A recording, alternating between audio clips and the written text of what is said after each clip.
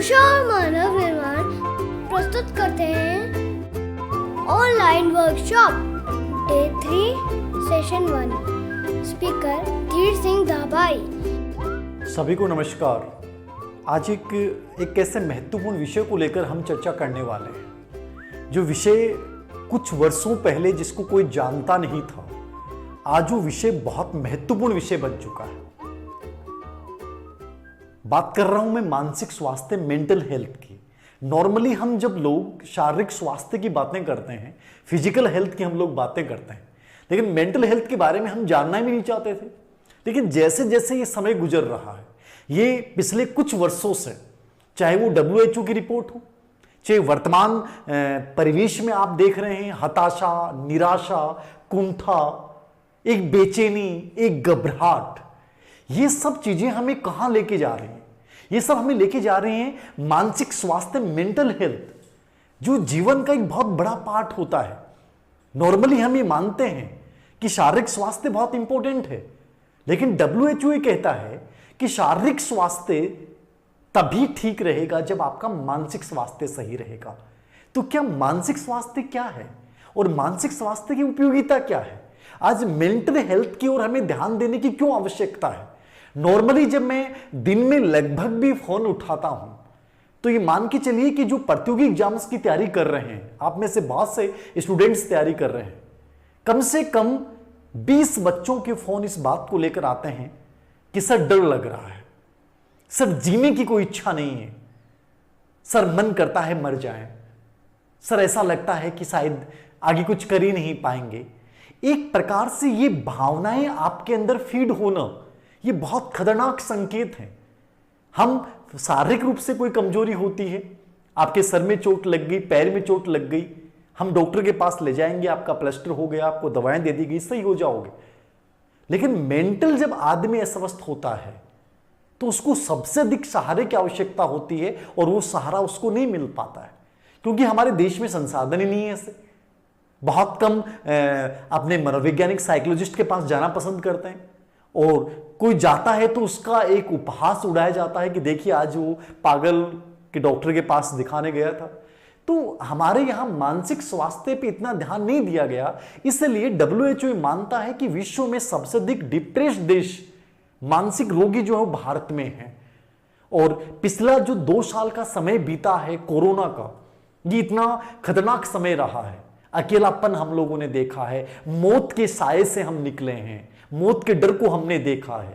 बार बार ऐसी गतिविधियां हमने की हैं कि बार बार हाथ धो, सैनिटाइजर करो, ठीक है, मास्क लगाओ। ये सब चीजों से हमारे जीवन में एक बहुत परिवर्तन आया है, और मानसिक रोगियों की संख्या बहुत ज्यादा बढ़ी है। कहीं ना कहीं मानसिक स्वास्थ्य में गिरावट बहुत ज्यादा आई है। ये अपने आप में एक बहुत विचारणीय विषय है। तो आपको ये जानना है कि मेंटल हेल्थ क्या है और मेंटल हेल्थ क्यों जरूरी है। देखिए, मेंटल हेल्थ के बिना मैंने कहा कि कुछ नहीं हो सकता। आप किसी चीज को खुशी से देख भी नहीं सकते हो। किसी चीज को आप 10 लोग खुशी मना रहे हैं, लेकिन आप उसके अंदर मुंह लटका के बैठेंगे, डिप्रेशन, मानसिक अवसाद, ये हमारी जिंदगी को एक बहुत अलग दिशा में लेके जाता है। तो कैसे हम इस मानसिक स्वास्थ्य को बना के रखिए? देखिए, मानसिक स्वास्थ्य की जो अवधारणा है वो भावनात्मक अवधारणा, एक मनोवैज्ञानिक अवधारणा, और ये आपकी सामाजिक कार्य कुशलता को प्रभावित करने वाली अवधारणा है। हमारा व्यवहार, हमारे विचार, हमारी कार्य क्षमता, ये सब चीजें इससे प्रभावित होती हैं। तो एक इसको बनाए रखना, इसको मेंटेन करना एक बहुत बड़ी नीड है, और हमारा बहुत स्पेशली ध्यान होना चाहिए। चाहे प्रतियोगी एग्जाम की तैयारी कर रहे हो, चाहे बिजनेस कर रहे हो, चाहे आप कुछ भी कर रहे हो, लेकिन मेंटली यदि आप स्वस्थ नहीं और मानसिक स्वास्थ्य के ऊपर यदि आपका ध्यान नहीं है, तो कहीं ना कहीं आप एक बड़ी परेशानी के अंतर्गत हम फंसने वाले हैं। तो मेंटल हेल्थ का मतलब क्या है? देखिए, मानसिक रूप से स्वस्थ व्यक्ति जो होता है, वो सिंपल भाषा में बता दूं, ये व्यक्ति जो होता है वो आत्मविश्वास बहुत गजब का होता है, वो सहनशील होता है। जैसे मान लीजिए कोरोना का एक गलत टाइम बीता, आपके ऊपर कोई बहुत बड़ा, आपको परिवार के प्रियजन को किसी को खो दिया, लेकिन फिर भी आप सहन कर जाओगे कि सब कुछ अच्छा होगा। वास्तविकता में निवास करता है। वास्तविकता मतलब कि रियलिटी ये है कि आज ये समय चल रहा है, आज थोड़ा समय खराब चल रहा है, हमें इसका सामना करना है और करेंगे और निकल जाएंगे। एक होता है कि नहीं नहीं अब तो सब कुछ बर्बाद हो जाएगा, हम सब मारे जाएंगे, आशंकाओं के बादल, आज दूसरी लहर है, फिर तीसरी लहर है, फिर चौथी लहर है। ये जो आशंकाएं होती हैं, जितना हम न्यूज चैनल्स को देखते हैं, मीडिया को बहुत ज्यादा देखते हैं, न्यूज जो होती हैं वो ओवरडोज जब न्यूज होती हैं तो वो आपके मानसिक स्वास्थ्य पर प्रतिकूल प्रभाव डालती हैं। तो जो मानसिक स्वस्थ व्यक्ति होगा वो कॉन्फिडेंस से भरपूर होगा, वो सहनशील होगा, ठीक है, वो वास्तविकता में निवास करेगा, उसको यथार्थता का पता है कि बीमारी है, मिटेगी, हमें नहीं हरा सकती, हम इसको हरा देंगे, ये वास्तविकता है। और काल्पनिकता, ये मानसिक अस्वस्थ व्यक्ति होगा वो सोचेगा नहीं नहीं अभी चौथी लहर आएगी फिर देखना सब मारे जाएंगे, ये मानसिक अस्वस्थता का लक्षण है। प्रतिकूल परिस्थितियों का सामना कर लेते हैं लोग, हालात बहुत विपरीत रहे, 2 महीने 3 महीने बंद रह गया, लेकिन फिर भी बड़े प्यार से और विश्वास के साथ ही उन प्रॉब्लम्स को जीत लेंगे। ये प्रतिकूल परिस्थितियों का सामना करने की योग्यता है। इनका अपने ऊपर बहुत गजब का नियंत्रण होता है, सेल्फ कंट्रोल होता है कि मुझे इस समय नहीं जाना है, इन चीजों का ध्यान रखना है, तो ये रखते हैं। ये हतोत्साहित नहीं होते हैं कि क्या टाइम है, इतने लंबा समय हो गया, कैसे करेंगे, कर लेंगे, पॉजिटिवली कर लेंगे, जीत जाएंगे। मतलब हमेशा ये सकारात्मकता होती है। एडजस्टमेंट पावर बहुत अच्छा होता है कि मुझे बहुत दिन हो गए हैं, बहुत से बच्चे कहते हैं सर बाहर निकलना है, ये कोई समय हुआ, हमें खोल दीजिए सब कुछ, लेकिन ये कहेंगे नहीं, समायोजन जैसी परिस्थिति है वैसा हम बन लेंगे। तो ये एक मानसिक स्वस्थ व्यक्ति की विशेषता है, आत्मविश्वासी, सहनशील, इमोशंस पे कंट्रोल, आत्मनियंत्रण, समायोजन शक्ति, प्रतिकूल परिस्थितियों का सामना करने की योग्यता, सेल्फ रेस्पेक्ट बहुत गजब का होता है, एक निश्चित जीवन दर्शन का निर्माण करते हैं, एक निर्धारित लक्ष्य की ओर दौड़ते हैं। जैसे आप में से रीट प्रतियोगी एग्जाम्स के जो बच्चे तैयारी करते हैं वो लक्ष्य को लेकर कंफ्यूज हो जाते हैं कि सर मैं रीट की तैयारी कर रहा हूं, अभी आरपीएससी सेकंड ग्रेड आ रही है, स्कूल लेक्चर आ रही है, डीएसएसबी की आ रही है, तो आप लक्ष्य को लेकर डाइवर्टेड निर्धारित नहीं कर पा रहे हैं। जो मानसिक रूप से स्वस्थ व्यक्ति होगा, बच्चा होगा, वो डिसाइड कर लेगा कि मुझे इसकी तैयारी करनी है, मतलब कर लूंगा, ये मुझे पढ़ना है, इसको पढ़ लूंगा। ये बहुत पॉजिटिविटी से भरपूर बच्चे होते हैं जो किसी भी चीज को करने के लिए हर समय एकदम से मोटिवेट रहते हैं, प्रेरित रहते हैं। ये मानसिक स्वस्थता की पहचान है। अब नुकसान क्या है, मतलब जिनमें मानसिक रूप से स्वस्थ व्यक्ति नहीं है वो कौन है? जिनमें निराशा होगी, जिनमें हताशा होगी, जो हमेशा स्वयं को नुकसान पहुंचाने की बात करते हैं। मैंने कहा कि जैसे अभी एक अखबार की रिपोर्ट आई कि जैसे ही रीट एग्जाम के 26 सितंबर की डेट आई तो जो साइकोलॉजिस्ट हैं, साइकेट्रिस्ट हैं, उनके पास एक बहुत सारे लोग, बच्चे, स्टूडेंट्स आ रहे हैं रीट के अभ्यर्थी स्पेशली। भूख नहीं लग रही है, नींद नहीं आ रही है, थकान महसूस हो रही है, डर लग रहा है कि जिंदगी का बड़ा कंपटीशन, हम हार जाएंगे। ये भाव आपके अंदर आना शुरू हो जाते हैं। आपको लगता है कि मैं हार रहा हूं। आप दूसरे बच्चों से बात करते हैं, वो कहता है मैंने बहुत अच्छी पढ़ाई कर ली, और आप पे डिप्रेशन आ रहा है, यार वो तो बहुत पढ़ रहा है, मैं क्यों नहीं पढ़ पा रहा हूं। भूख नहीं लग रही है, चिड़चिड़ा स्वभाव आपका हो रहा है, एनर्जी नहीं है, ऊर्जा लेवल आपके अंदर है ही नहीं, डर सा हर समय महसूस कर रहे हैं, अपने आप को अयोग्य महसूस कर रहे हैं, अपने आप को कमजोर महसूस कर रहे हैं आप लोग। ये सब मानसिक रूप से अस्वस्थता की पहचान है। आपको दूसरों की जो खुशी है वो आपको काटने लग जाती है, मन में, दिमाग में विचारने लग जाते हैं। कोई भी 2 व्यक्ति बातें कर रहे हैं, हंस रहे हैं, आपको लग रहा है मेरे ऊपर हंस रहे हैं, मेरी बातें कर रहे हैं, मेरे खिलाफ साजिशें रची जा रही हैं, आपके माइंड में विचारने लग जाते हैं। अजीब सी मुद्राएं आप बना के रखते हैं, भ्रांतियां, हेलुसिनेशन आपके अंदर पैदा होने लग जाते हैं, मनोविदालिता की स्थिति आपके अंदर पैदा होने लग जाती है, कॉन्फिडेंस लेवल एकदम से गिर जाता है आप लोगों का, और आप अपने आप को नुकसान पहुंचाने की कोशिश करते हो स्पेशली। तो ये आपको स्पेशली ध्यान रखना है। जब ऐसी सिचुएशंस आती हैं, जब आपको लगता है कि मैं कमजोर पड़ रहा हूं, मेरा मन नहीं कर रहा है, मुझे सब चीजें बकवास लग रही है, वातावरण बहुत गंदा लग रहा है, तब आपको एक अच्छे व्यक्ति से सलाह लीजिए। मैं नहीं कहता कि आपके पास डॉक्टर नहीं है, कोई बात नहीं है। हमारी जो प्राचीन व्यवस्था थी वहां एक बहुत अच्छी व्यवस्था थी, सुखद व्यवस्था थी। क्यों थी? क्योंकि वहां मानसिक रूप से अस्वस्थ व्यक्ति बहुत कम होते थे। आज हम इस शब्द को बहुत जान रहे हैं, मेंटल हेल्थ को, लेकिन उस समय मेंटल हेल्थ की चर्चा नहीं होती थी। क्यों? क्योंकि परिवार संयुक्त था। घर के बड़े बुजुर्ग चेहरा देख के समझ जाते थे कि आज बच्चे के प्रॉब्लम है, और गले लगा के बात कर लेते, बेटा क्या प्रॉब्लम बता हमें, और बच्चा शेयर कर देता था। आज हम मोबाइल की इस दुनिया में, वर्चुअल दुनिया में अकेले पड़ चुके हैं। हम अपनी हर प्रॉब्लम्स को हमारे साथ ही अप्लाई कर रहे हैं, हम उसको दूसरे के साथ शेयर करना नहीं चाह रहे हैं। और ये भावनात्मक जो अकेलापन है, ये आज हमें मानसिक रूप से अस्वस्थ बना रहा है, आज हमें डिप्रेशन की ओर लेके जा रहा है, आज हमें डिस्ट्रेस की ओर लेके जा रहा है। जब हम स्ट्रेस और डिस्ट्रेस की बात करते हैं तो स्ट्रेस मतलब पॉजिटिव दबाव, एक होता है डिस्ट्रेस जो नेगेटिव दबाव। दबाव होना चाहिए जिंदगी में, पॉजिटिव स्ट्रेस आएगा तो बहुत अच्छी स्टडी करोगे, बहुत आराम से पढ़ोगे, आनंद के साथ पढ़ रहे हो कि सर मेरी एग्जाम है 3 महीने बाद में बहुत अच्छा करने वाला हूं। लेकिन नेगेटिव स्ट्रेस आ रहा है, डिस्ट्रेस आ रहा है, तो आपको लग रहा है मैं हार रहा हूं, मेरी जिंदगी का सब कुछ खोता जा रहा है, मैंने सब कुछ खो दिया है। मतलब आप जीती हुई बाजी को हार जाते हैं नेगेटिव डिस्ट्रेस की वजह से, नकारात्मक दबाव की वजह से। तो वो लोग जो हमारे घर के बुजुर्गों की परंपरा थी वो संभालते थे हमें, आज वो खो चुके हैं हम, संयुक्त परिवार हमारे खो चुके हैं, वो परंपराएं हमारी खो चुकी हैं। आज हर आदमी अपने लिए जी रहा है, आज वो मोबाइल और वर्चुअल दुनिया में जी रहा है। हमें इनकी पहचान करनी होगी, और जब आप ऐसी स्थिति महसूस करें तो अपनी भावनाओं को शेयर करें। याद रखना, मैं एक यही बात कहना चाहूंगा, मैंने जितने बच्चों से बातें की, जितने बच्चों की मैंने काउंसलिंग की, मैं हमेशा एक ही बात बोलता हूं, जो भी तुम्हारे दिमाग में, मन मस्तिष्क में जो भी विचार आया है वो बोलिए, उसको दबाइए मत, भावनाओं को कभी मत दबाइए, भावनाओं को उड़ेल दीजिए, व्यक्त कीजिए। जितना दबाएंगे आप मानसिक रूप से अस्वस्थ होंगे। चाहे आपने अच्छा सुना, आपने बुरा सुना, जो भी विचार आया वो किसी एक विश्वसनीय साथी को जरूर बताएं आप, ठीक है। और हमेशा याद रखें, जो बुरा दौर आता है, मेंटली हेल्थ क्या है, आपको बुरा दौर आया, जैसे मान लीजिए कोरोना का एक समय चल रहा है, तो बुरे दौर में आपको सूचनाएं बुरी मिल रही हैं, आपको अपने प्रियजनों को खो जाने का भय है, फोटोएं देख रहे हो, आज उनकी डेथ हो गई, आज उनकी डेथ होगी, तो आपको लगता है कहीं मैं भी मरने वाला हूं, मेरे हो गया। तो ये स्थितियां आपको कमजोर बनाती हैं। बीमारी आपको नहीं हरा सकती। दुनिया में प्लेग आया, चेचक आया, जिस समय संसाधन नहीं थे, लेकिन लोग जीत गए। कोई टीकाकरण नहीं था, कोई हॉस्पिटल की सुविधा नहीं थी, क्योंकि उनको विश्वास था, एक दूसरे के साथ संबल था, एक दूसरे के साथ खड़े हो जाते थे और कहते थे कि तुम जीत जाओगे। और आज हमारे साथ प्रॉब्लम है, हम कहते हैं हार जाएंगे, मर जाएंगे, ये बातें हो रही हैं। तो चारों तरफ नेगेटिव बातें आ रही हैं, वहां आपको उन पॉजिटिव बातों को तलाशना है, उन सकारात्मक बातों को तलाशना है। मैं कई बार कहता हूं कोरोना काल आया, बहुत नुकसान हुआ, लेकिन पर्यावरण शुद्ध हुआ, हमें अपने लोगों के साथ बातचीत करने का समय मिला, हमें कुछ अच्छी चीज देखने का समय मिला। इस वक्त ने हमें यह सिखाया कि कठिन समय कभी भी आ सकता है, तैयार रहिए, ठीक है। तो आप बुरे दौर में भी अच्छी चीजों को तलाशिए, उन बुरी जो चीजें हैं उन्हीं पे ध्यान मत दीजिए। तो ये नेगेटिव, नकारात्मक वातावरण से आपको निकलना होगा, उन लोगों के साथ आपको जुड़ना होगा जो आपको पॉजिटिविटी फैलाते हैं, उन दोस्तों से बातचीत करनी होगी जिनको लेकर आपको बहुत पॉजिटिविटी आती है। मैं बार बार इन चीजों को कहता हूं, जब भी आपको कोई बच्चा हताश दिखाई दे, जब बच्चा कोई निराश दिखाई दे, जो बच्चा मरने की बात करे, उनसे बात कीजिए, गले लगाइए, वो भूल जाएगा। उसको ये दिखाइए कि जीना क्या है, जीवन एक बार मिला है, सुंदर मिला है, इसको जी के जाना और बेहतर बना के जाना है।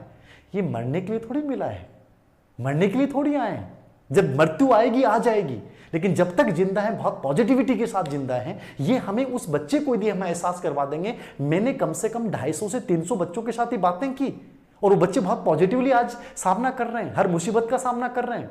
जिंदगी में एक हार आपको हरा नहीं सकती, एक परिस्थिति आपको कमजोर नहीं बना सकती। वो बनती कमजोर तभी है जब आप मेंटली अपने आप को ये मान लेते हो कि मैं हार चुका हूं। तो कोशिश करें अपनी भावनाओं को रोके नहीं, दबाएं नहीं, बातें करें, पॉजिटिविटी के वातावरण में रहें, नेगेटिव बातों से बचिए। आप लोग उन नकारात्मक लोगों से बचने की कोशिश कीजिए, फिर देखना आपको ये जो जहां आपको बहुत बुरा लग रहा है वो सब अच्छा लगने लग जाएगा। साइकोलॉजी में बहुत सारी थेरेपियां हैं मानसिक स्वास्थ्य को बनाए रखने की, चाहे वो व्यवहार चिकित्सा की अपन बात करें, चाहे अपन संज्ञानात्मक चिकित्सा की बात करें अपन, ठीक है, चाहे अपन कोग्निटिव इसकी टॉकिंग थेरेपी की अपन बात करें। और सबसे मैं पॉजिटिविटी वाली बात ये बताऊंगा कि किसी भी मेडिसिन में इतना बड़ा इलाज नहीं है जितनी हमारी जो प्राचीन संस्कृति जो हमें सिखाती है टॉकिंग थेरेपी। जितना आप बच्चे से बातचीत करोगे, जितना इंटरेक्शन करोगे, जितनी पॉजिटिविटी फैलाओगे, आप मेंटली स्वस्थ रहेंगे। तो अपने आप को कभी ये मत मानिए कि कोई चीज आपको हरा देगी, हम उसको हरा देंगे। किसी चीज को अपने ऊपर हावी मत होने दीजिए, आप उस पर हावी हो जाइए, आप जीत जाओगे। जिस दिन मानसिक बीमारी, जैसे क्लाइंट ने रोग केंद्रित चिकित्सा विधि की बात की, कार्ल रोजर्स ने इसकी बात की कि रोगी को महत्वपूर्ण मानो ना कि रोग को, बीमारी को।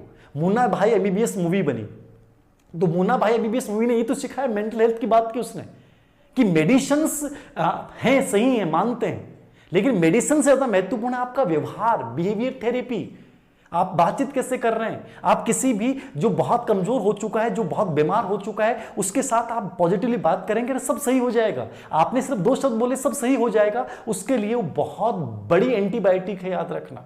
उसके लिए बहुत बड़ी दवाई है, वो याद रखना, उसके लिए वो बहुत बड़ी वैक्सीन है। तो जिंदगी में याद रखो कि जब ये कठिन समय हमारा चल रहा है, चाहे वो प्रतियोगी परीक्षा का बच्चा है, चाहे हमारे घर के आसपास के लोग हैं, जो लोग हारने की बातें कर रहे हैं, जो बहुत निराश हो चुके हैं, उनको वैक्सीन के रूप में आप बहुत पॉजिटिव बातें बताएं, उनको संबल दीजिए, उनको गले लगाइए, उनको कहिए कि कोई बीमारी आपसे बड़ी नहीं हो सकती, आप बहुत बड़े हैं। मुन्ना भाई एमबीबीएस मूवी यही सिखाती है कि दुनिया में आपका कहा गया शब्द किसी की जिंदगी बदल सकता है।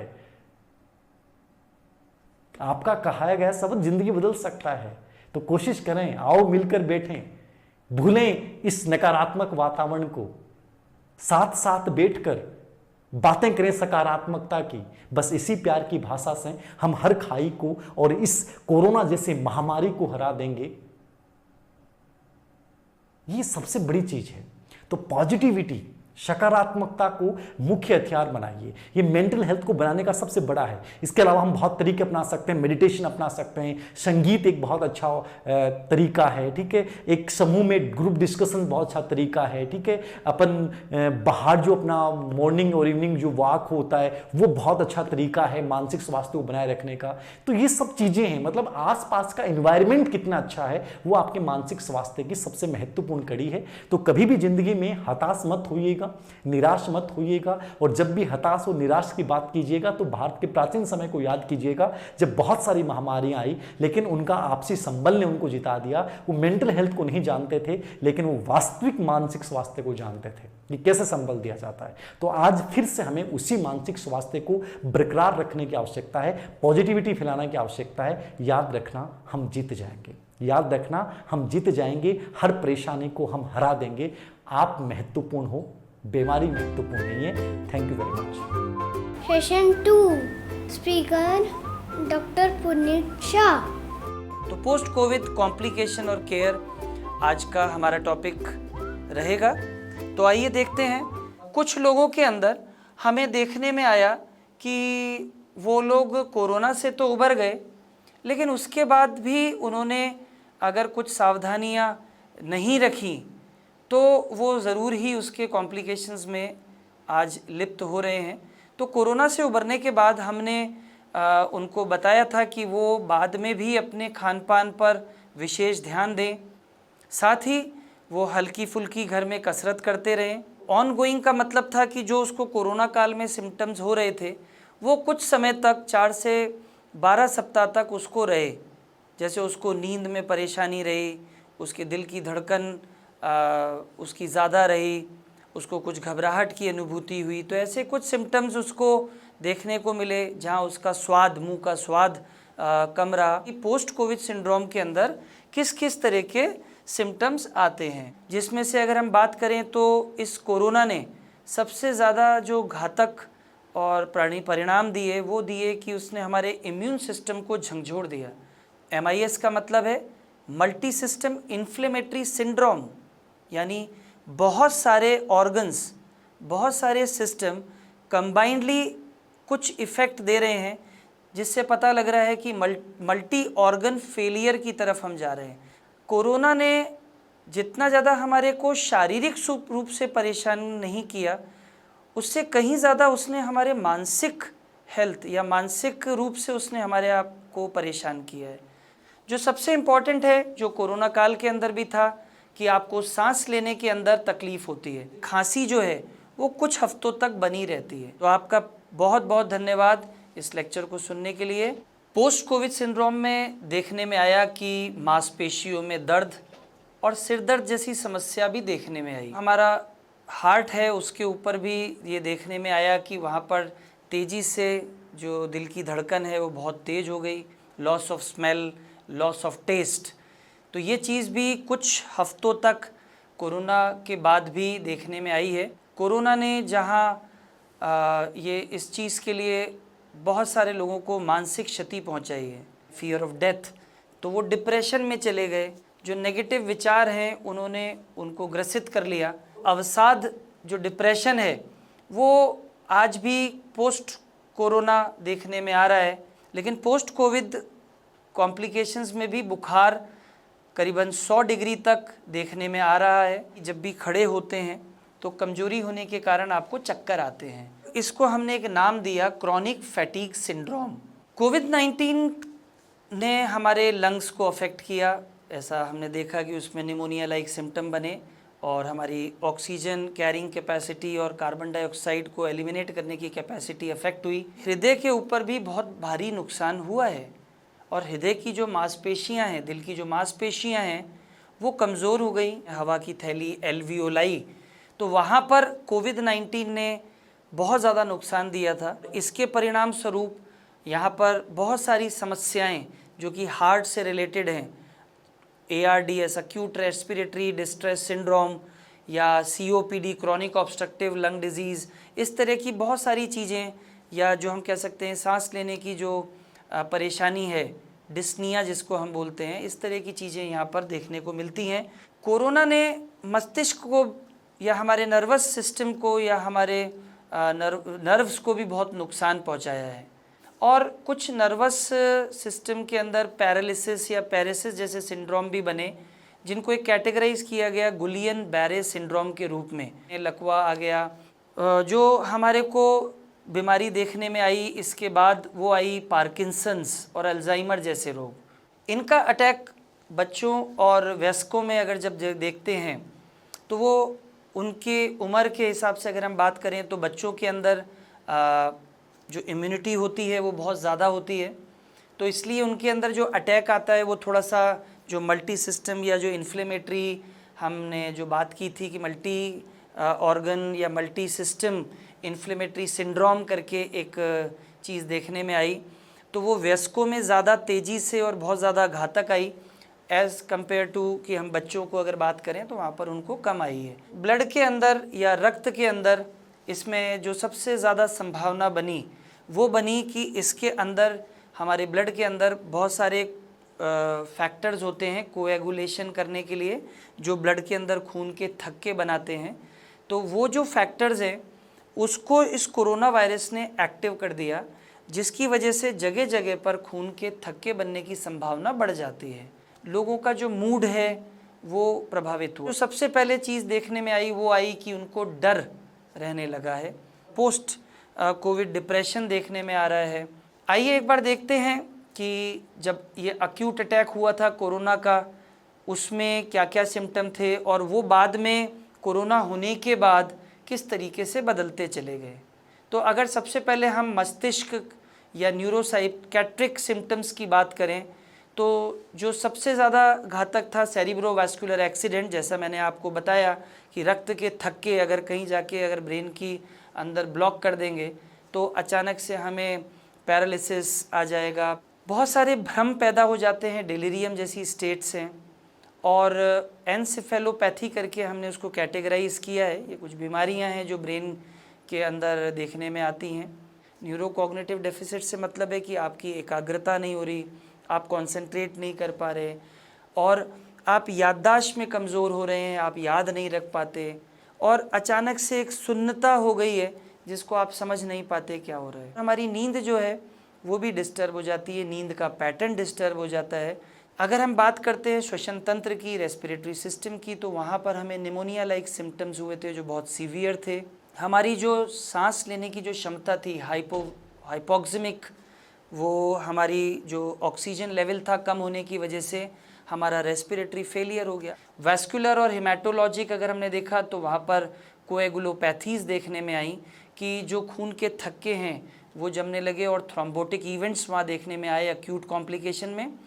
और जो पोस्ट कोविड हुआ वहाँ पर आपको बार बार रिकरेंट या परसिस्टेंट खून के थक्के देखने को मिल सकते हैं, जिससे दिल और दिमाग दोनों को नुकसान हो सकता है और किसी भी ऑर्गन में अगर वो थक्का जाएगा तो वो फेल हो सकता है। किडनी की अगर बात करते हैं तो वहाँ पर किडनी को नुकसान हुआ था और अक्यूट रीनल फेलियर के रूप में चीज़ें देखने में आई थी, जहाँ पर यूरिन के अंदर वहाँ पर एल्ब्यूमिन जाने लगा था। लेकिन अगर क्रॉनिक में बात करते हैं तो वही चीज़ बहुत ज़्यादा सीवियर हो जाती है और कई बार तो मरीजों को पोस्ट कोविड के अंदर डायलिसिस तक की नौबत आ जाती है। गैस्ट्रोइंटेस्टिनल और लीवर की अगर बात करें तो वहाँ पर दस्त एक कॉमन फीचर था और लीवर जो है उसको अक्यूट लीवर इंजरी के रूप में वहाँ पर आया था कि भी लीवर को बहुत नुकसान होता है तो उससे उसकी पाचन प्रक्रिया डिस्टर्ब हो जाती है। अगर यही चीज़ हम बात करते हैं हमारी क्रॉनिक के अंदर, तो वहाँ पर जो लीवर के फंक्शन है वो पोस्ट कोविड होने के बाद भी एडजस्ट नहीं हो पाते। हमें बहुत लंबे समय तक भूख नहीं लगती है और खाना पचता नहीं है। मसल वास्टिंग एक बहुत कॉमन सी प्रॉब्लम है पोस्ट कोविड। मांसपेशियों की कमज़ोरी और मांसपेशियों के अंदर एक थकान रहना, पोस्ट कोविड है वहाँ पर बालों का झड़ना, ये एक बहुत कॉमन प्रॉब्लम है। कोरोना के कॉम्प्लिकेशंस में जो सबसे ज़्यादा तेज़ी से और बहुत ज़्यादा घातक रूप से आ रहा है, ख़ास तौर से डायबिटिक के पेशेंट्स के अंदर, वो है माइकोरमाइकोसिस, जो फंगल, जिसको आज आप कॉमन नाम से ब्लैक फंगस बोल रहे हैं। होम्योपैथी वो सिस्टम है जिसमें आप उसको पहचानते हैं कि उसकी छोटी छोटी मीठी मीठी गोलियां आती हैं। इस सिस्टम ने इस पूरे कोरोना काल के अंदर जो लोगों की मदद की है, और ये कह सकता हूँ कि इस पूरे कोरोना काल के अंदर जो सिस्टम बहुत तेज़ी से ग्रो करके आया, अगर इसको लक्षणों के आधार पर दिया जाए तो ये बहुत जल्दी किसी भी इन्फेक्शन से या किसी भी बीमारी से हमको रोग मुक्त कर देता है। होम्योपैथी के लिए मैं इतना ही कहना चाहूँगा कि होम्योपैथी आपके इम्यून सिस्टम को बूस्ट करती है और ये लक्षणों पर आधारित है, यानी लक्षणों के ऊपर है, इसका बीमारी से कोई लेना देना नहीं है, क्योंकि इसमें मरीज का इलाज किया जाता है, बीमारी का इलाज नहीं किया जाता। जो लोग कोरोना से ग्रसित हो गए थे उन लोगों को भी लक्षणों के आधार पर जब हमने दवाइयाँ दी तो हमने पाया कि वो बहुत जल्दी रिकवर कर गए।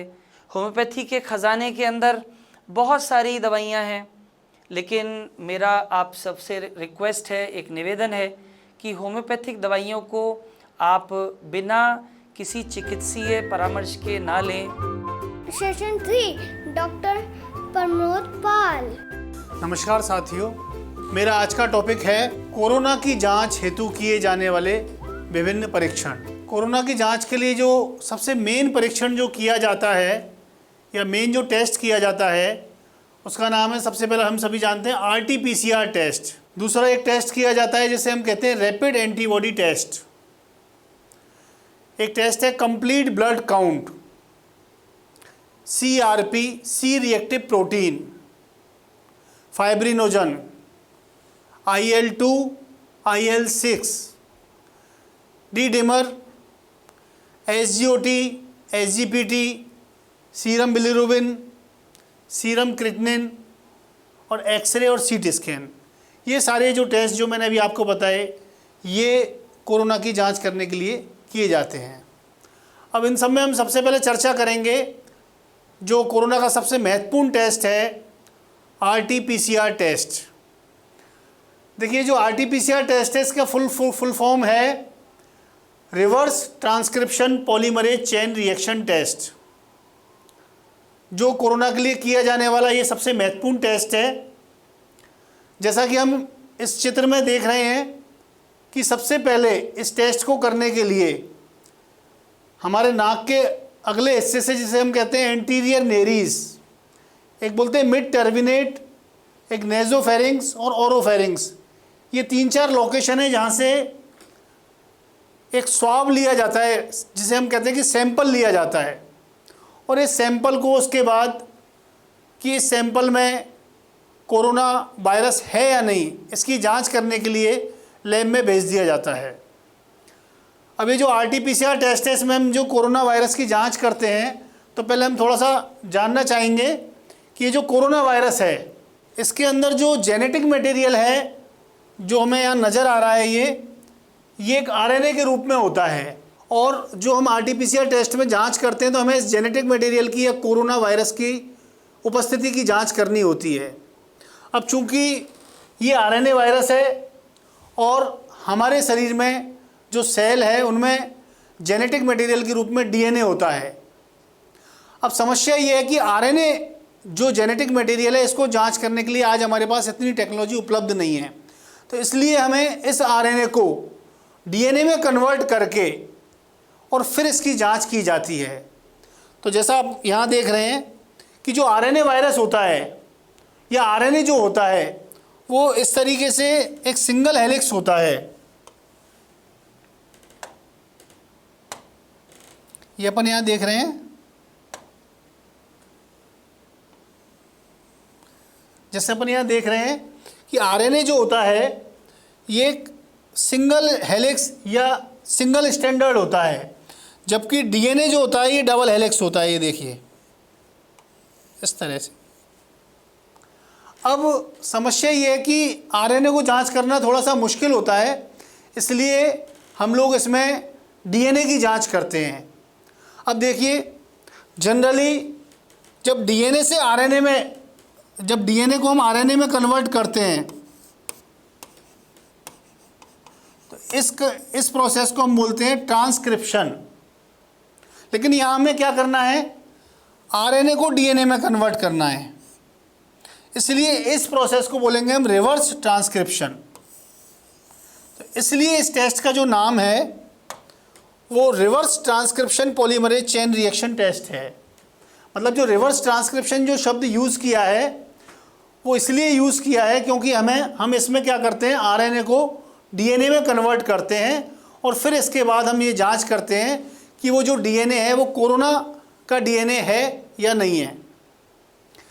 ये तो हमने बात करी रिवर्स ट्रांसक्रिप्शन की। अब इससे आगे और 3 शब्द और जुड़े हुए हैं, वो है पॉलीमरेज चेन रिएक्शन टेस्ट। तो ये पॉलीमरेज चेन रिएक्शन टेस्ट क्यों बोला जाता है इनको?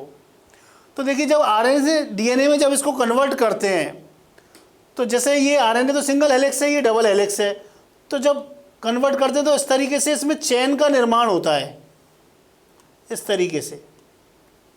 तो ये जो चेन का निर्माण होता है इसीलिए इसको बोलते हैं पॉलीमरेज चेन रिएक्शन टेस्ट। अब इसमें क्या होता है कि ये जो आरएनए को जब हम डीएनए में कन्वर्ट करते हैं तो इस तरीके से चेन का निर्माण किया जाता है। ये देखिए, जैसे मान लो ये आरएनए है। अब जब इसको डीएनए में कन्वर्ट करते हैं तो इस तरीके से सिंगल हेलिक्स को डबल हेलिक्स करते हैं और इस तरीके से ये चेन का निर्माण होता है। तो इसलिए इसको बोलते हैं पॉलीमरेज चेन रिएक्शन टेस्ट। इसलिए इसका फुल फॉर्म है reverse transcription polymerase chain reaction test. ये इस टेस्ट का नाम है। अब जब इस टेस्ट को करते हैं तो इस टेस्ट के साथ एक सीटी वैल्यू और आती है, जिसे हम बोलते हैं साइकिल थ्रेशोल्ड वैल्यू। उसका अर्थ क्या है वो हम जानेंगे। सीटी वैल्यू क्या है ये हम जानेंगे। जो आरटीपीसीआर टेस्ट है उसमें सीटी वैल्यू क्या है। सीटी का मतलब होता है साइकिल थ्रेशोल्ड वैल्यू। जैसा कि हमने अभी थोड़ी देर पहले चर्चा करी थी कि इस आरटीपीसीआर टेस्ट में हम आरएनए को डीएनए में कन्वर्ट करते हैं और आरएनए को जब हम डीएनए में कन्वर्ट करते हैं तो एक चेन का निर्माण होता है। तो जब वो चेन का निर्माण होता है तो उसमें ये देखा जाता है कि चेन बनाते समय कितने समय के बाद अपने को वो वायरस नज़र आया। तो उसके लिए एक वैल्यू इस तरीके से निर्धारित की हुई है, आप समझें। देखिए जैसा मैंने आपको बताया कि जब आरएनए से डीएनए में कन्वर्ट करते हैं तो एक तरीके से ये चेन का निर्माण होता है। ये फिर आगे चले इस तरीके से। तो इस तरीके से जब चेन का निर्माण होता है तो इसमें हम ये देखते हैं कि किस लेवल पे जाके हमको वायरस नज़र आया।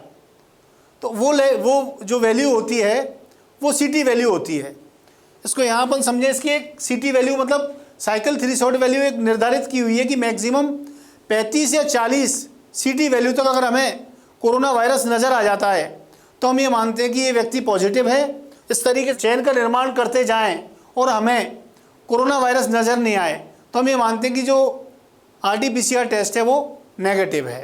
देखो आरटीपीसीआर में हम क्या करते हैं, आरएनए को डीएनए में कन्वर्ट करते हैं और आरएनए को डीएनए में कन्वर्ट करते समय एक चेन का निर्माण होता है और वो जो चेन का निर्माण होता है वो चेन मतलब किस लेवल पे जाके हमें कोरोना वायरस नज़र आ जाता है उस चेन में, वो उस पेशेंट की सीटी वैल्यू होती है। कहने का मतलब है जैसे मान लो चेन का निर्माण करते समय, जैसे इस तरीके से ये चेन का निर्माण कर रहे हैं अपन, ये आरएनए को जब डीएनए में कन्वर्ट करते हैं उस समय जो चेन का निर्माण करते हैं, अब मान लो जैसे इसकी मैक्सिमम वैल्यू रखी है हमने 35 और हमें 35 वैल्यू पे जाके अगर हमें कोरोना वायरस नज़र आता है, इट मीन्स ये है कि पेशेंट के अंदर जो कोरोना का वायरल लोड है वो काफ़ी कम है। कहने का मतलब जितना ज़्यादा साइकिल नंबर होगा उतना ही कम वायरल लोड होगा। अगर मान लो हमें 5 पे ही जाके हमें वायरस नज़र आ जाए मान लो, तो हम कहेंगे कि बहुत जल्दी हमें वायरस नज़र आ गया। तो इट मीन्स पेशेंट के अंदर जो है वायरल लोड या कोरोना के संक्रमण की जो तीव्रता है वो ज़्यादा है। ये हमने चर्चा करी CT वैल्यू की। RT-PCR के बाद जो दूसरा टेस्ट कोरोना की जांच के लिए किया जाता है वह है रैपिड एंटीबॉडी टेस्ट। इस तरह से इसकी एक किट होती है और यहाँ पर ब्लड की एक ड्रॉप डाल दी जाती है और उसके बाद ये देखा जाता है कि पेशेंट के अंदर अगर कोविड वायरस है तो कहीं ना कहीं उसके अंदर वायरस के प्रति एंटीबॉडीज़ बनी होंगी। तो पेशेंट में एंटीबॉडीज़ प्रेजेंट हैं या नहीं है, इसकी जांच करने के लिए एंटीबॉडी टेस्ट किया जाता है। जब हम इसमें जांच करते हैं तो अगर हमें इस तरीके से केवल एक स्ट्रिप नज़र आए तो इट मीन्स टेस्ट नेगेटिव है, और अगर हमें इस तरीके से एक से ज़्यादा 2 या 3 अगर हमें गुलाबी धारियाँ नज़र आ जाती हैं तो इसका मतलब ये माना जाता है कि ये टेस्ट पॉजिटिव है। जनरली जो हमारे शरीर में एंटीबॉडीज़ होती हैं वो IgG और IgM के रूप में होती हैं, IgG और IgM। तो जैसे हम इस स्लाइड में देख रहे हैं कि इस वाले टेस्ट में ना IgG एंटीबॉडी है ना IgM एंटीबॉडी है, इट मीन्स एंटीबॉडी बनी नहीं है। इट मीन्स ये वाला जो पेशेंट है वो नेगेटिव है। यहाँ हम देख रहे हैं कि इसमें जो IgM एंटीबॉडीज़ हैं वो प्रेजेंट हैं, इट मीन्स ये पेशेंट पॉजिटिव है। यहाँ हम देख रहे हैं कि IgG एंटीबॉडीज़ पॉजिटिव है, इट मीन्स ये पेशेंट भी पॉजिटिव है। और यहाँ हमें दोनों एंटीबॉडीज़ नज़र आ रही हैं, IgG और IgM, इट मीन्स ये पेशेंट भी पॉजिटिव है। कहने का मतलब अगर शरीर में कोरोना वायरस आया होगा तो ही एंटीबॉडीज़ बनेंगी। तो एंटीबॉडीज़ अगर हमें मिलती है तो इट मीन्स पेशेंट को कहीं ना कहीं कोविड का इन्फेक्शन है या रहा है, ये हम इसके द्वारा मानते हैं। अब इसका एक मेन चीज़ ये है कि जब शुरुआती रूप से जब पेशेंट कोरोना से संक्रमित होता है तो उस समय हमें एंटीबॉडीज़ नहीं मिल पाती हैं शुरू के 2-3 दिन तक। इसलिए अगर कोरोना से अगर पेशेंट पॉजिटिव भी है लेकिन शुरू के 2-3 दिन तक हमें वो पेशेंट में एंटीबॉडीज़ नज़र नहीं आती और ये टेस्ट नेगेटिव शो करता है, इसलिए इससे ज़्यादा हम RT-PCR टेस्ट पे ज़्यादा रिलाई करते हैं। इसके अलावा हम जो टेस्ट करते हैं कोरोना की जांच के लिए वो है complete blood count. Complete blood count में हम हमारे शरीर में जो रक्त कोशिकाएं हैं उनकी जांच करते हैं। जैसा कि हम जानते हैं कि हमारे शरीर में RBC या लाल रक्त कणिकाएँ, WBC या श्वेत रक्त कणिकाएँ और प्लेटलेट्स, ये 3 प्रकार की ब्लड सेल्स पाई जाती हैं। इन्फेक्शन के समय पे ये तीनों प्रकार की रक्त कणिकाएँ अलग अलग रूप से अपने आप को प्रदर्शित करती हैं। जैसा कि हम यहाँ देख रहे हैं कि कोरोना के केस में जो WBC हैं, जिन्हें हम श्वेत रक्त कणिकाएँ कहते हैं, ये कम हो जाती हैं। कम इसलिए हो जाती हैं कि इनका मेन कार्य जो होता है वो रोगों से लड़ना होता है, और रोगों से जैसे कोरोना वायरस जब शरीर में आता है तो उससे लड़ने के लिए ये अपने आप को खपा देती हैं या इनका शरीर में नुकसान होता है। तो WBC इसमें कम हो जाती हैं, और WBC में भी जो न्यूट्रोफिल और लिम्फोसाइट्स हैं उनकी संख्या काफ़ी कम हो जाती है, क्योंकि जो WBC हैं उनमें न्यूट्रोफिल और लिम्फोसाइट्स हैं, उनका ही मेन कार्य है बाहरी कोई भी बैक्टीरिया वायरस है उनसे लड़ना और शरीर को, बॉडी को इम्यूनिटी प्रदान करना। दूसरा हम देखते हैं कि RBC जो है लाल रक्त कणिकाएँ वो भी कम हो जाती हैं और हीमोग्लोबिन भी कम हो जाता है। लाल रक्त कणिकाएँ कम होंगी तो हीमोग्लोबिन भी अपने आप कम हो जाएगा। और तीसरा है ESR जो होता है, ये एक इरिथ्रोसाइट सेडिमेंटेशन रेट बोलते हैं इसको। इरिथ्रोसाइट मतलब वही लाल रक्त कणिकाएँ, और लाल रक्त कणिकाएँ क्या हैं, कोई भी इन्फेक्शन के टाइम पर बहुत ज़्यादा टूटती हैं, तो उनके सेडिमेंटेशन की जो रेट होती है ESR जिसे हम कहते हैं, इरिथ्रोसाइट सेडिमेंटेशन रेट, ये किसी भी इन्फेक्शन के स्टेज में बढ़ जाती है। तो अगर हम कोविड के केस में देखेंगे तो हमें ESR बढ़ा हुआ मिलेगा, RBC और हीमोग्लोबिन कम मिलेगा, और WBC जिनमें विशेष रूप से न्यूट्रोफिल और लिम्फोसाइट्स, इनकी संख्या हमें रिलेटिवली काफ़ी कम मिलेगी। एक और जांच मुख्य रूप से कोविड में की जाती है वो है CRP। CRP का फुल फॉर्म है सी रिएक्टिव प्रोटीन। ये जो सी रिएक्टिव प्रोटीन है इसका निर्माण यकृत या लीवर में होता है और इसका क्या कार्य है कि यह मृत कोशिकाओं से जुड़कर उन्हें शरीर से बाहर निकालने का कार्य करती है। अब मृत कोशिकाओं से जुड़कर उन्हें शरीर से बाहर निकालने का कार्य इसका मेन रूप से है। तो ये जो सी रिएक्टिव प्रोटीन है, जब भी हमारे शरीर में कोई भी इन्फेक्शन की स्टेज होती है या कोई रूमेटॉइड आर्थराइटिस या इस प्रकार के इन्फेक्शंस हैं, क्रॉनिक इन्फेक्शंस हैं, उनके केस में भी ये सी रिएक्टिव प्रोटीन्स बढ़ जाता है।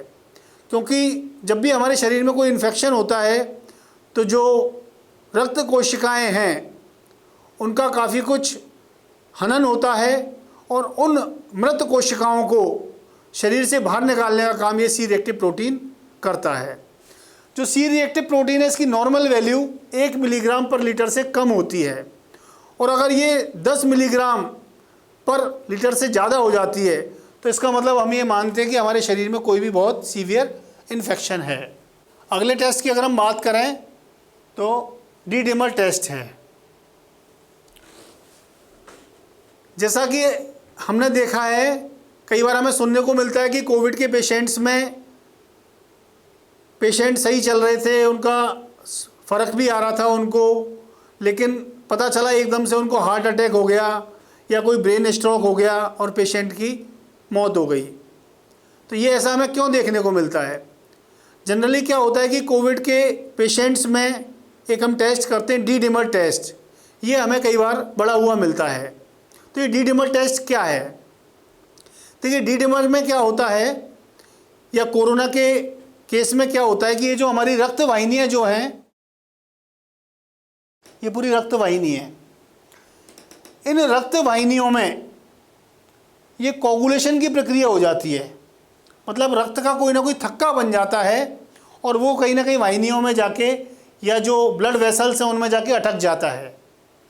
तो ये जब क्लॉटिंग की स्टेज जब होती है तो उस समय हमें देखने को मिलता है कि डी डिमर जो टेस्ट है वो बढ़ा हुआ मिलता है। तो एक तरीके से हमारे ब्लड में क्लॉटिंग की क्या स्थिति है, क्या लेवल है, उसको जांचने के लिए डी डिमर टेस्ट किया जाता है। यहाँ लिखा हुआ है डी डिमर का मतलब इंक्रीज कोगुलेशन या थ्रोम्बोसिस।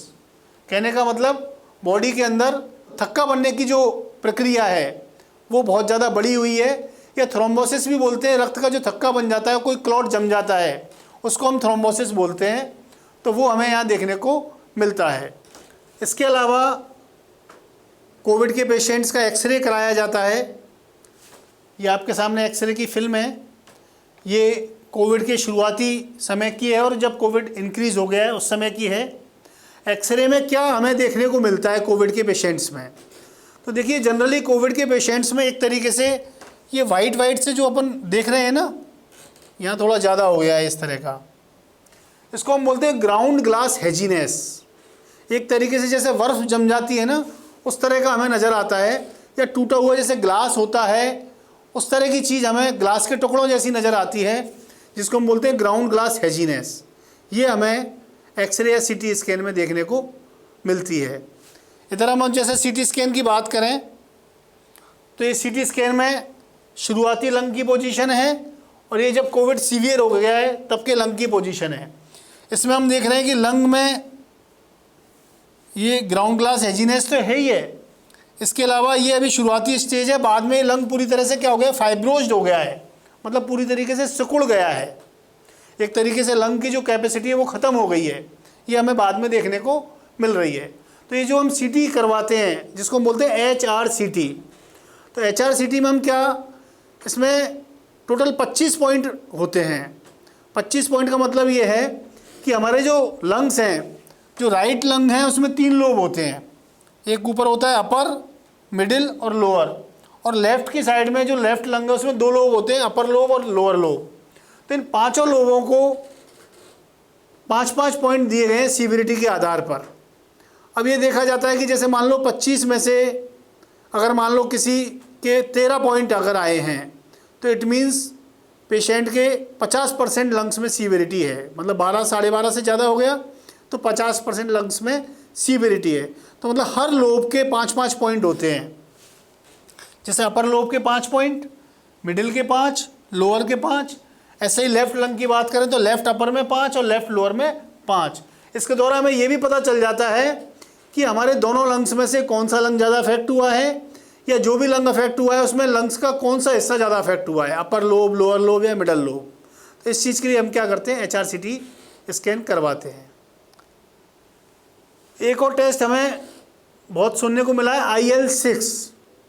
ये टेस्ट भी हम कोविड के पेशेंट्स का कराते हैं। IL-6 क्या है? तो देखिए IL-6 जो है ये एक प्रोटीन साइटोकिन है और ये एक मैसेंजर का कार्य करता है। जब भी हमारे शरीर में कोई इन्फेक्शन होता है तो ये हमारे इम्यून सिस्टम को एक्टिवेट करता है।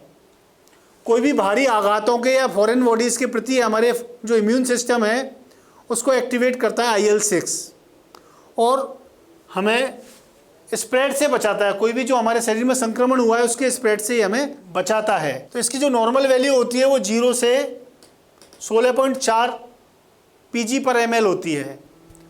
तो इन्फेक्शन या कोविड के केस में इसकी वैल्यू बहुत ज़्यादा बढ़ जाती है। धन्यवाद।